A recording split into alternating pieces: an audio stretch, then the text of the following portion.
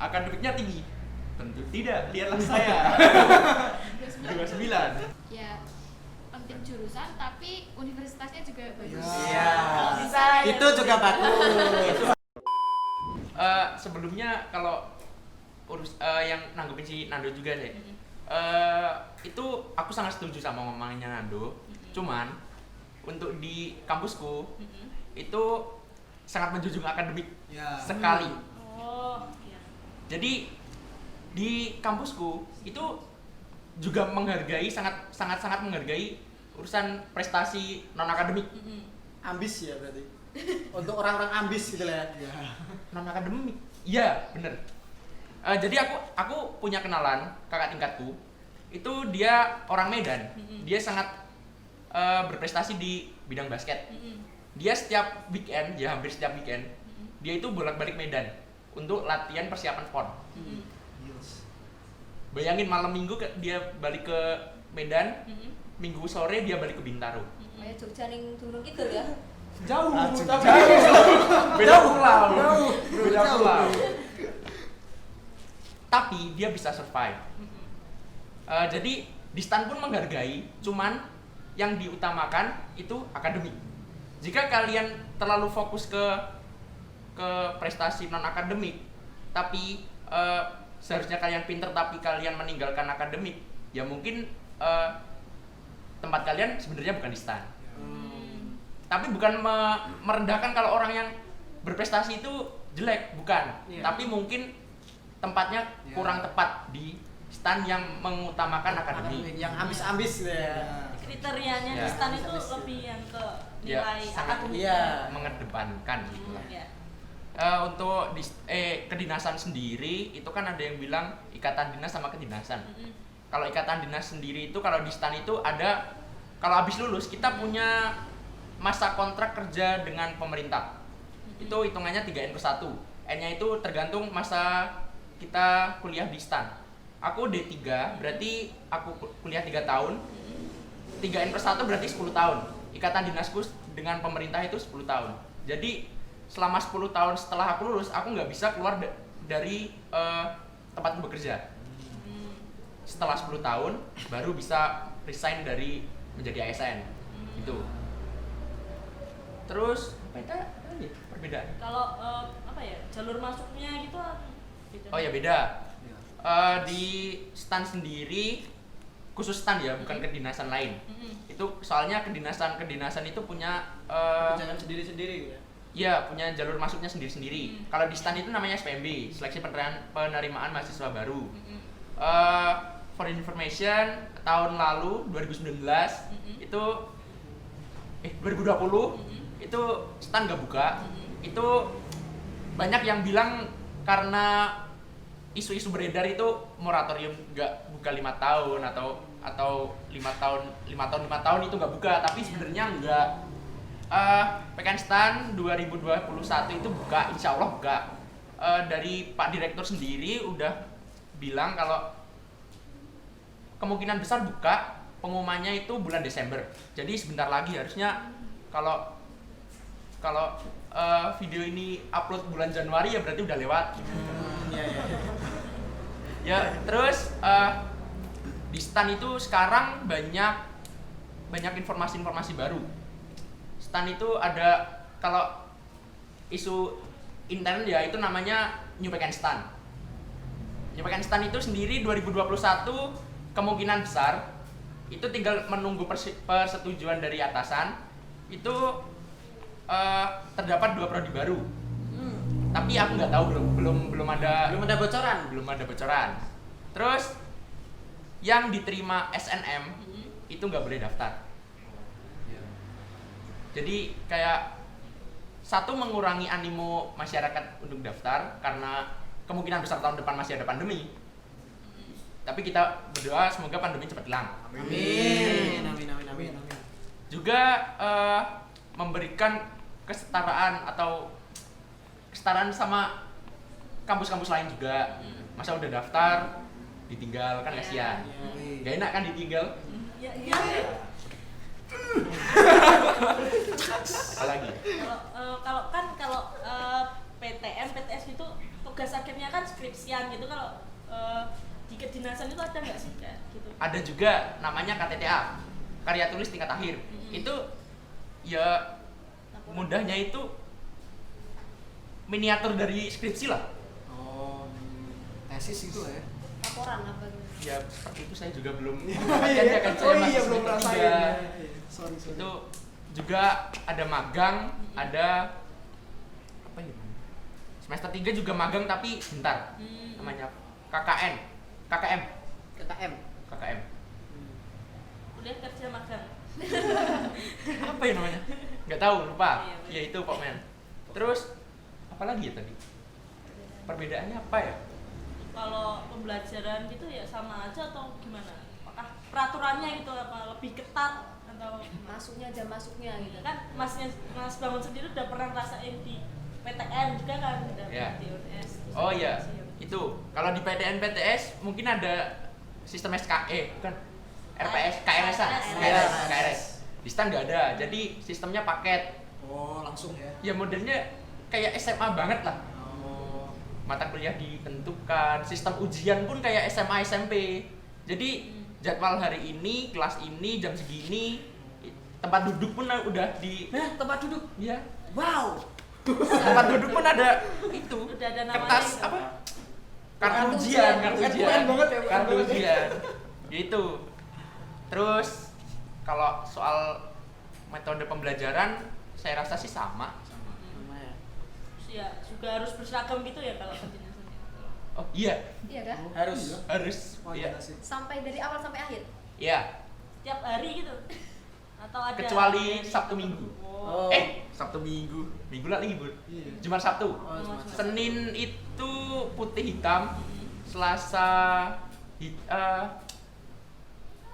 atasan cerah, hem cerah.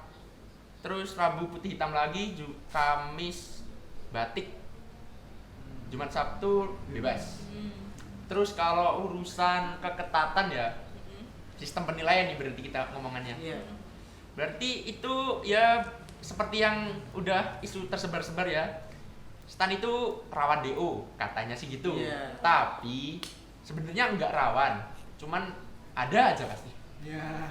Nggak rawan, ya kan kalau rawan itu lebih banyak yang DO berarti daripada yang lulus. Kita selalu menganggap kalau STAN itu gampang DO. Enggak. Nyatanya lebih banyak, jauh lebih banyak yang lulus daripada DO. Jadi harus mengubah persepsi kita juga. STAN itu asalkan kalian mengikuti kuliah penuh, ya nggak penuh sih. Kita di STAN punya kebebasan 2 kali nggak masuk tanpa izin juga nggak apa-apa. Itu maksimal 2 kali dalam 1 semester. Itu biasanya dimanfaatkan oleh orang-orang buat pulang. Saya juga kemarin bolos 2 kali. Oh, berarti udah habis ya? Semester lalu. Oh, semester lalu. Semester ini masih penuh. Oh iya. Iya nah. Tinggal kapan aja. Bang. Kapan bolos, Pak? Apa gitu kan kita juga di rumah ya. Ya, yang penting itu asalkan kalian survive di STAN itu lingkungannya sangat mendukung buat teman-teman. Mau dari IPA yang sama sekali nggak dapat IPS atau ekonomi itu gimana ya? Kalian kuliah itu misal Senin, Selasa, Rabu. Di sana itu banyak sekali tentir, apa yang namanya? Tenter. Tutor sebaya. Oh, ya gitulah ya. Itu dalam seminggu itu bisa penuh kalian nggak berangkat kuliah tapi kalian tutor sebaya sama teman. Itu jadi teman-teman lingkungan STAN itu sangat support buat kalian belajar. Entah bagaimanapun kalian nggak tahu sama sekali waktu kuliah, kalian bisa tanya ke teman kamu. Ada tentor jurusan, ada tentor kelas atau tentor organda atau banyak loh. Pusing gitu. Untuk Bentar sebelumnya kering banget ya boleh. Oh iya. Oh iya, boleh diminum dulu. Saya tadi mau ngomong Ya, boleh diminum. Eh, salah. Gak enak. Udah santai aja mau minum. Ah. Minum. Nah, Sponsori nggak? Ini bebas sponsor. Iya, Oh, bebas sponsor sih. Kirain. Kalau mobil ini juga boleh. Boleh. Kalau mau masukin sponsor boleh. Untuk Mas Bangun sendiri, saya masih mau tanya Mas. Untuk di Gunung Kidul sendiri, untuk anak-anak Gunung Kidul, itu yang masuk STAN ada berapa? Berapa orang kira-kira? Angkatan saya Iya, ya, angkatan 2019 itu ada 11 orang. Banyak ya. Banyak juga sih. Sebenarnya biasanya jauh lebih banyak, cuman kan biasanya itu yang diterima 7.000, 6.000, tapi ini yang diterima cuma 2.600.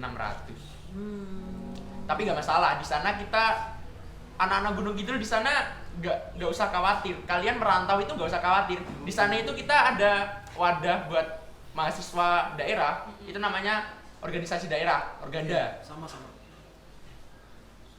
Ya, maksudnya ada juga gitu di kampus. Ya, Organda. Di Gunung Kidul sendiri melebur jadi satu di DIY karena kan lingkup kita nggak terlalu luas. Iya. Jadi DIY satu provinsi. Itu namanya KMY, Keluarga Mahasiswa Yogyakarta. Itu. Untuk adik-adik ada yang mau ditanyakan soal kedinasan? Mau tanya nih Mas, kalau di STAN tuh kan tadi kayak yang Mas Mauna bilang mengutamakan akademik ya. Berarti kan rata-rata juga di sana tuh teman-temannya yang akademiknya tinggi juga. Nah, terus kan misalkan nih kita masuk di situ kan kita ketemu tuh sama teman-teman dari berbagai daerah gitu. Terus pernah nggak sih Mas Bangun tuh merasa kayak insecure atau gimana gitu? Wah kayak pinter gitu misalkan. Akademiknya tinggi? Tentu tidak, lihatlah saya. 29. Ya emang benar, di sana itu insecure. Gak ada kata insecure di sana. Ya ada sih, tapi itu balik lagi ke diri sendiri. Tapi teman-teman sekenal saya, semua orang yang saya temui itu rata-rata humble. Mereka nggak pernah bisa dibilang kayak sidetrack, tapi sebenarnya enggak. Mereka itu humble. Mereka mau kalian nggak bisa, saya nggak bisa. Saya tanya personal. Biasanya malah dicengin atau biasanya dicengin dulu. Cok, gini kok yang gini iso. Tapi ya udah habis itu guyon ngakak ya udah belajar bareng. Jadi melebur aja walaupun kalian insecure akademik kalian rendah, ya saya juga rendah di sana. Oh iya. Jadi ketemu yang sama-sama rendah gitu ya. Kan Iya. minus kan plus. Plus. Deals. Betul. Lagi pula di STAN itu ya, itu IPK terendah yang standar kelulusannya itu 2,75. Sedangkan 2,75 itu sebenarnya ya gampang harusnya 2,75 ya kan. Iya. Makanya kalau urusan soal akademik itu jarang ada yang soal penilaian. Standar IP-nya ya, tapi ada standar per makul sendiri. Misal makul makul ilmu sosial itu nggak boleh D, minimal C atau tapi juga ada yang minimal minimal D, nggak boleh E gitu. Sedangkan D itu minimal 54 atau 56. Ya masa ujian nggak sampai 54. Iya. Mosok sih. Bukan, nilai akhir 54. Masa lo nggak sampai 54, kasihan. Kalau untuk yang PTN, ya. PTS nih ada apa yang beda gitu?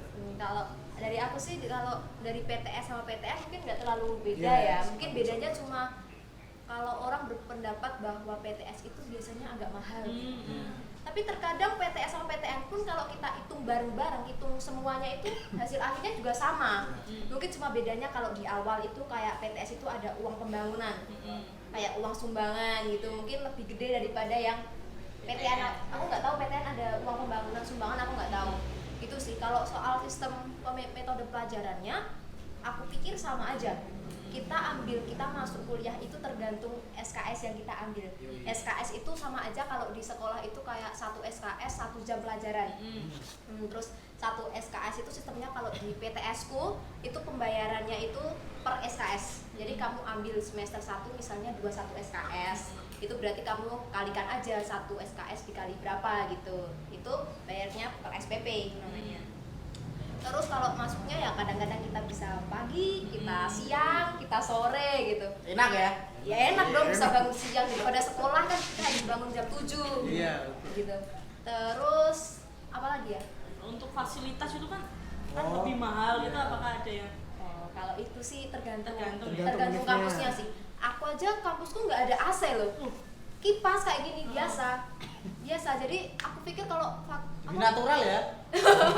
AC, angin, Iya. jendela gitu. Sendela ya. Sendela ya. Ya, jendela. Sepoi-sepoi. Cepoi-cepoi. Ya gitu. Jadi kalau fasilitas sih tergantung sih. Apalagi Apa ya? Jelas ya. Minimal maksimal buat apa ya? Itu loh, kehadiran itu ada nggak sih? Oh, ada. Oh. Kalau setiap apa namanya satu semester itu kan kalau kita tuh 4 bulan ya satu semester. Itu kalau kamu izin itu nggak ada izin itu loh, izin pakai surat itu nggak ada itunya, nggak ada batasannya. Tapi kalau kamu bolos itu ada, setiap matkul itu beda-beda, ada yang 2 maksimal 2, ada yang 3. Terus kalau misalnya kamu udah bolos misal matkul A, kamu bolos udah 2, itu udah full kan, kamu ada kesempatan buat bolosnya. Kamu biasanya kalau melebihi itu kamu nggak bisa ikut ujian akhir atau ujian tengah, dan itu harus kamu urus dan itu ribet sih. Kalau standar IP tadi yang dibilang Bangun tadi, kalau tempatku itu minimal 2,5 sih, paling rendah. Oh, paling rendah 2,5 ya. Nah, kalau stand tadi 2,75. 2,75. Kalau aku nggak tahu berapa. Mas Nadi sendiri bedanya apa ini? Kan PTN ya? Kalau aku ya, aku lebih tipikal yang nggak bisa dibedain secara PTN PTS karena sesama anak PTN pun tiap kampus beda. Iya. Yang kampusnya sama, jurusannya beda. Yang jurusannya sama, jalur masuknya juga beda-beda gitu kan. Jadi mungkin lebih ke ini sih, lebih ke secara spesifik orang itu masuknya gimana. Misal soal bayaran. Mungkin kalau Tevila tadi ada uang pembangunan, ada uang apa-apa gitu dan bayar SKS kan. Kalau aku karena aku di PTN dan aku jalurnya SNM PTN, aku nggak ada uang gedung, nggak ada uang pembangunan, nggak ada uang SKS. Betul. Jadi cuma bayar UKT doang. Dan ya itu puji Tuhan tergolong murah sih kalau untuk dibandingin sama univ lain gitu lah ya. Tapi mungkin beda sama teman-teman yang mandiri. Teman-teman yang mandiri bayarannya lebih mahal juga karena uang pangkalnya ya ada uang pangkal gitu-gitu. Jadi secara bayar aja beda jalur aja udah beda, apalagi misalnya beda univ. Kalau misalnya dibilang tadi ya misalnya PTN lebih murah, mungkin ya tergantung jalurnya juga. Karena di UGM itu kan PTN, yang masuk ke jalur IUP juga mahal.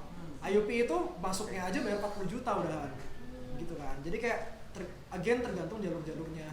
Mungkin ya kalau misalnya teman-teman ambil beasiswa atau misalnya masuk SNMPTN memang mungkin jatuhnya lebih murah. Setahu aku gitu ya. Mungkin teman-teman bisa koreksi kalau aku salah.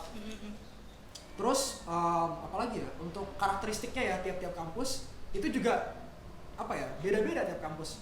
PTN misalnya, UGM ya gimana ya, kalau UGM itu emang yang masuk inputnya udah bagus-bagus kan ya. Jadi di sana mungkin ada segelintir apa ya jurusan atau sekelompok orang yang ambis gitu misalnya. Tapi ada juga orang-orang yang head on gitu misalnya. Kalau di UNY mungkin terkenalnya lebih ke olahraganya misalnya, dan mungkin lebih ke secara karakteristik agamanya kuat misalnya kayak gitu. Stigma orang-orang ya. Iya. Beda lagi kalau misalnya kita ngomongin PTS, Sadar sama UPH juga kalau dibandingin beda jauh gitu loh. Sadar secara katoliknya masih kuat misalnya, dan mungkin secara apa ya akademisnya juga masih bagus. Tapi kalau di UPH mungkin teman-teman yang di UPH atau dari Prasmul atau apa, mereka kan emang udah orientasinya lebih ke apa ya karir gitu loh. Jadi teman-teman aku yang di UPH cenderung lebih fokus, mungkin ini generalisasi ya, maksud aku ini lihat dari teman-teman aku, mereka lebih fokus untuk berkembang di luar kampus daripada di dalam kampus. Misal kayak bikin bisnis, misal kayak ikut kegiatan apa gitu loh. Nah sedangkan di kampus sendiri mereka malah apa ya lebih kurang gitu loh. Ya mungkin ada sih orang yang di UPH tetap ambis ada, tapi ada juga yang lebih banyak berkembang di luar.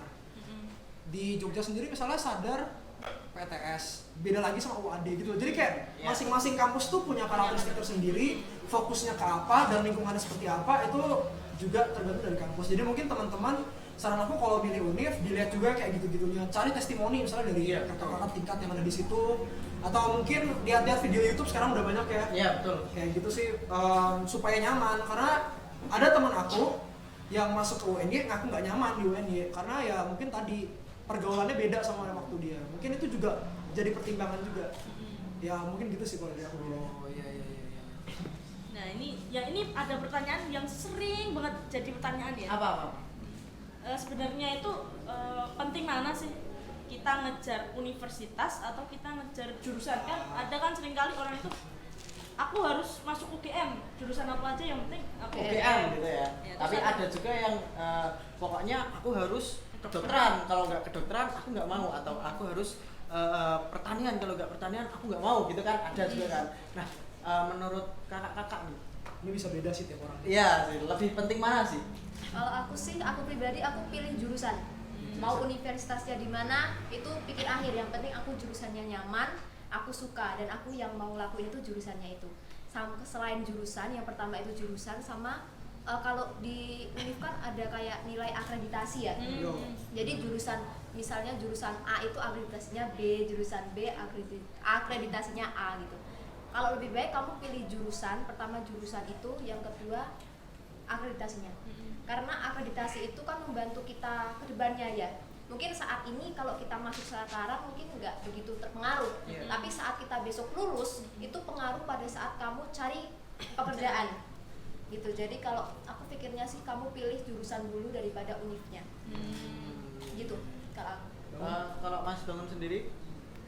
Sebenarnya kalau dari aku kalau dari kampusku nggak mementingkan itu semua ya, apalagi akreditasi itu, STAN itu akreditasinya C sebenarnya. Tapi kalau aku pribadi itu aku ya yang penting itu jurusan juga. Menurutku jurusan itu gini contohnya, kalian masuk UGM tapi kalian nggak bakal bisa survive sama jurusan tersebut. Iya. Buat apa? Buat apa? Bener banget. Kan yang pertama itu passion kalian pengen ke apa. Nah dari kalian udah menentukan jurusan, kalian bisa lihat nih kampus-kampus mana aja yang terbaik dan mungkin kalian bisa masuk situ. Gitu kalau menurutku. Oke, kalau untuk Mas Randy Dari sendiri? aku ya, mungkin sama sih, aku jurusan. Tapi mungkin tak jelasin dari dua sisi ya. Dari secara kita sebagai mahasiswa, Iya. sama besok kalau lulus kayak gimana gitu. Iya. Kan teman-teman kadang-kadang mikirnya gitu ya, besok mau kerja apa gitu. Iya, betul. Pertama dari yang gampang dulu deh. Secara kita sebagai seorang mahasiswa, jelas kita lebih pilih jurusan dong. Iya. Karena apa ya, ibarat kata deh, misal kamu dijodohin sama orang yang gak kamu suka, gimana? Kan ya Iya, nggak nggak enak enak, gitu iya. kan. Jadi mungkin kamu lebih bakal enjoy, lebih bakal berkembang juga ketika kamu tuh suka sama jurusannya. Ilmu yang kamu serap itu kamu rasa penting dan kamu suka. Karena kalau misalnya kamu nggak suka, itu yakin ke belakangnya itu bakalan lebih berat dan bakalan nggak maksimal gitu sih. Secara kita sebagai seorang mahasiswa ya. Nah ini mungkin yang mau aku bahas nih, secara pekerjaan. Oke. Jadi aku selama di kampus ini udah ada beberapa project ya, dan udah beberapa kali ngerekrut orang-orang juga. Ketika kita merekrut orang itu lebih sering ngelihat CV-nya gitu loh. Jadi nggak peduli kamu tuh dari univ mana, kalau misalnya kamu UGM tuh nomor 1 se-Indonesia, tapi CV kamu kosong, kamu nggak bisa ngapain gitu loh, nggak bakal keterima juga. Jadi mendingan kita pilih jurusan yang kita suka, univnya bebas yang mana, yang penting kita bisa berkembang di situ, bisa ngisi CV, bisa ikut kegiatan, bisa cari pengalaman. Justru kayak gini-gini yang sekarang di dunia modern sekarang lebih dipentingin daripada mungkin kalau zaman dulu nih, univ pengaruh, katanya kalau UGM lebih gampang cari pekerjaan ketimbang univ-univ lain yang lebih jelek, katanya gitu. Tapi nyatanya sekarang orang-orang itu pemikiran udah lebih maju. Daripada kita ngelihat secara idealis anak UGM, mendingan kita lihat yang secara praktisnya, anak ini berguna atau enggak di perusahaan, kayak gitu kan.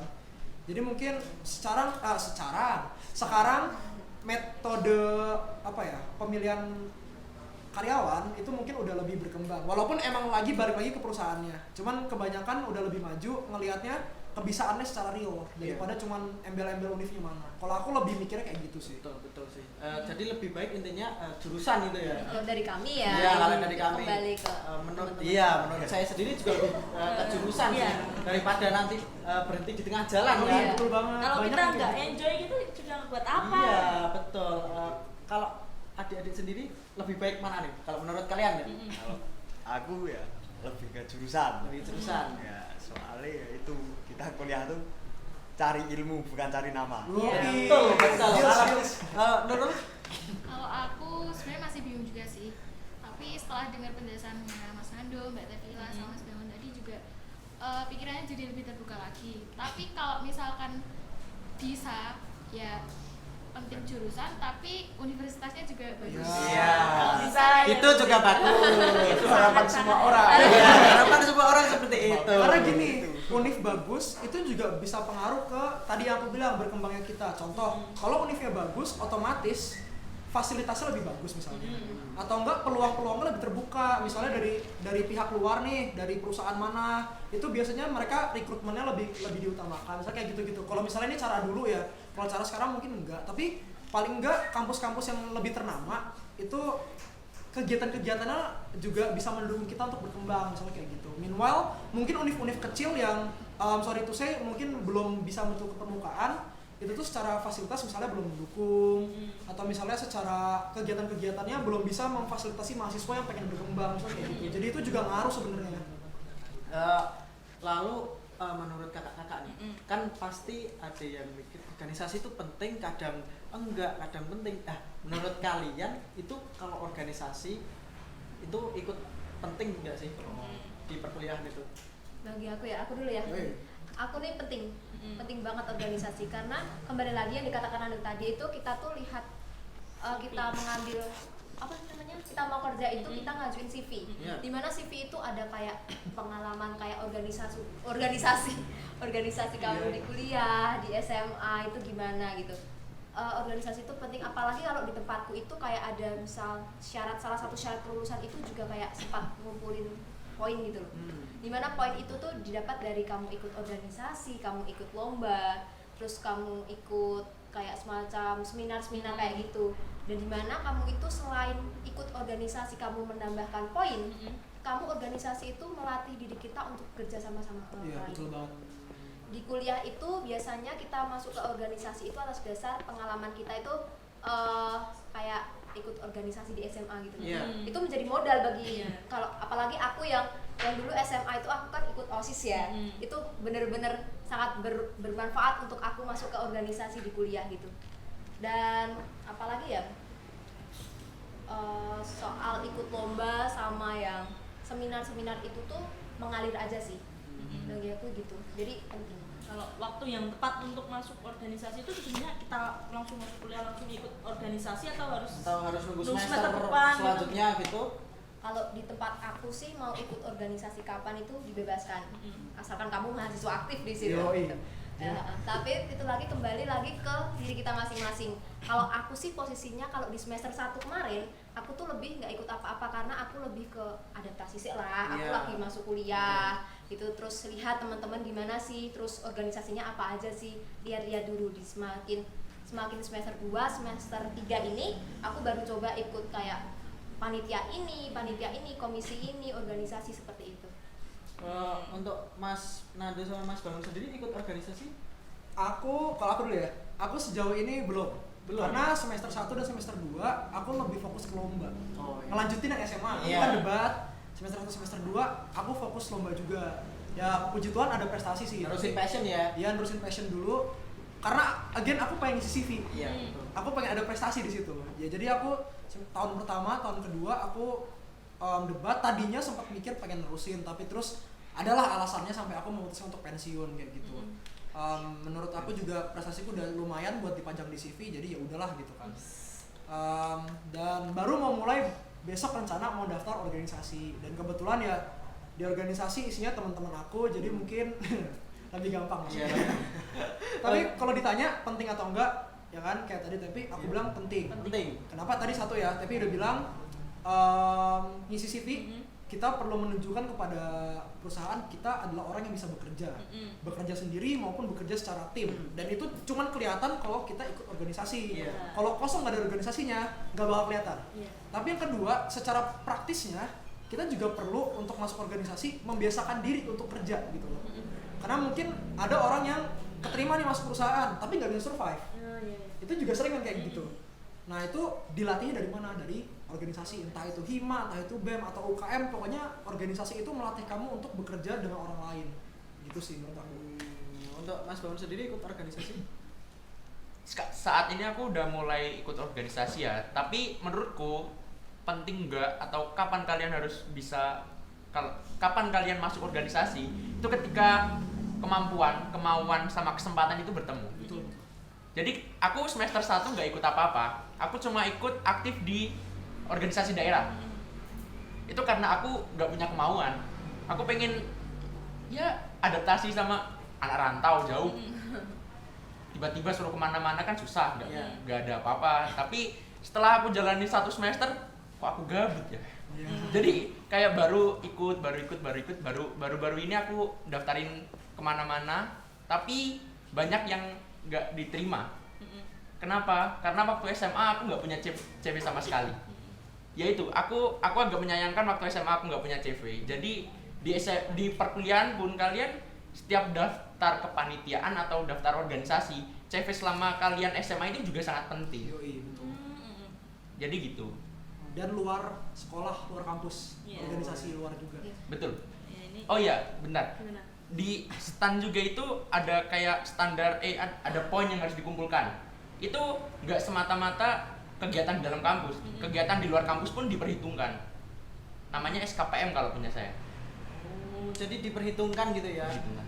Oh, gitu. Jadi untuk adik-adik nih yang udah ikut organisasi, udah ikut kan di SMA. Nah, udah ikut organisasi bisa banget kalian lanjutin di perkuliahan. Biar kalian dapat nama di CV kalian gitu kan. Selain itu juga terkenal tau. Iya, Oh itu terkenal. CV, oh itu. Wah, jadi terkenal Jadi gitu kan. anak hits kampus. Iya.